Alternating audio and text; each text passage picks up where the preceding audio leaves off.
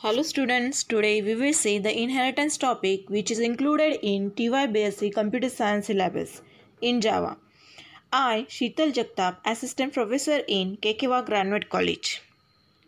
In today's lecture, we will see inheritance, types of inheritance, access modifiers, super keywords, static and dynamic binding, polymorphism, abstract class and inner class. First of all, we will see inheritance definition. Inheritance, a parent-child relationship between the classes, allows the sharing of the behavior of the parent class into its child classes. One of the major benefits of object-oriented programming is the code sharing between the classes through inheritance. Inheritance is a mechanism of reusing something that already exists rather than the creating the small all over again. Inheritance refers to the properties of a class being available to many other classes. This is possible by deriving a new class from an old one. Thus, the new class will derive the properties from the old one. The old class is called base class or superclass, or it is also called as a parent class. The new one is called the derived class or subclass or child class. Child class can add new behavior or override existing behavior from parents, in which Java does not support multiple inheritance directly, but it implements this concept using interface. There are some terms which are included in inheritance. First one is superclass, which is also called as a base class, parent class. Terms to describe the parent in the relationship which shares it functionally. Second term includes subclass, which is called as a derived class or child class. The term which describes the child in the relationship which accepts functionality from its parents. Third one is extend keyword, which is used to derive a subclass from the superclass. Inheritance in Java. How we can inherit the features from superclass to base class. Okay, by using the keyword extends. There are various types of inheritance included in Java, which we have already seen in C++ concept, that is object-oriented concept. Single inheritance, multi-level inheritance, hierarchical inheritance and hybrid inheritance. I have already told you that Java does not support multiple inheritance directly, but it implements the concept using interface. Okay, we will see one of the examples. Suppose there is a class bank account having variable my balance of data type double with access specifier private. Then next is the bank account method, in which there will be a balance equal to 0. Again there is a method get balance of data type double having access specifier public, in which it will return the my balance. This is your superclass. Now I have to create the subclass from the superclass by using extend keyword. Class checking account extends bank account, which consists of my interest as a variable. Then again there will be method, that is checking account. Then again get interest and apply interest. In this way we can derive a subclass from the superclass by using extends keyword. Now there are the access modifiers. As we know, public is nothing but the visible to all other classes. Syntax of that is public class bank account.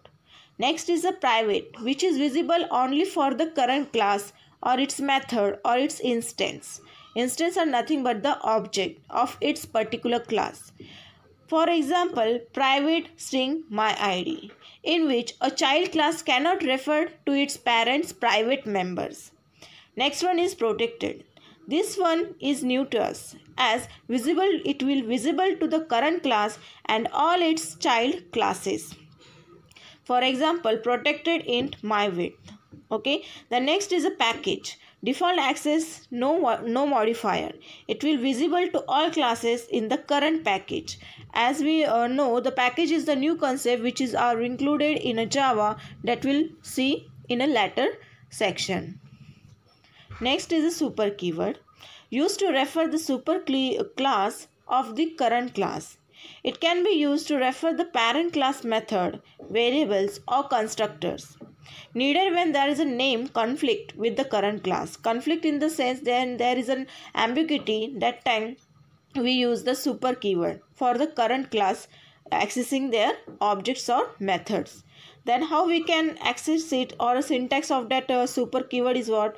Super in bracket argument that will call the parent constructor. Next is to call the access parent fields, that is object. Then we can use by using super.fieldName.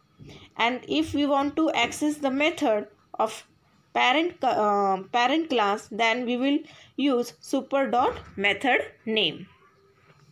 Next topic is static and dynamic binding.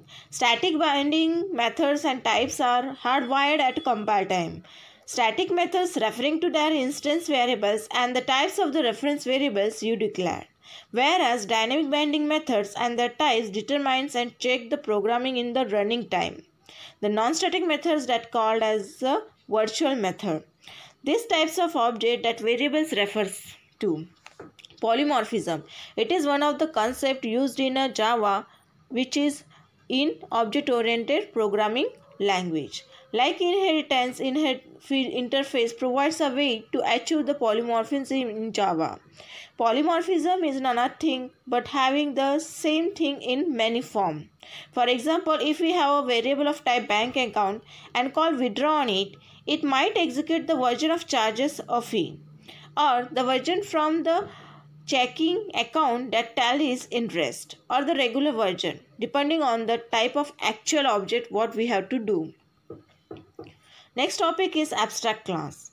Abstract class are the hybrid between an interface and the class. If we want to declare a class as an abstract, then we have just only write down the keyword abstract in front of the class. Note down that whenever the class is an abstract, then we cannot construct the object of the abstract class.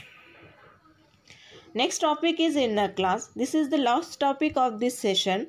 That inner class are nothing but the class which are defined inside the class. It can be created as a static or a non-static.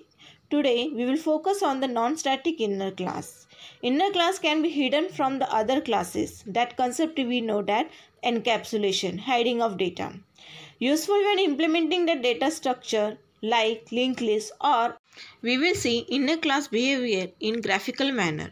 See, in this graph, the instance of enclosing a class, there should be an inner instance of the inner class.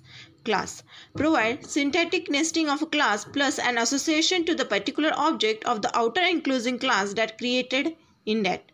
Each object of the inner class is implicitly bound to the object O, that is called as outer class, that should be created. An object of an inner class can access the fields and methods of the outer object that are created, that means including private fields and methods. This is the representation of the inner class behavior. Hope you understand today's topic. We will see the next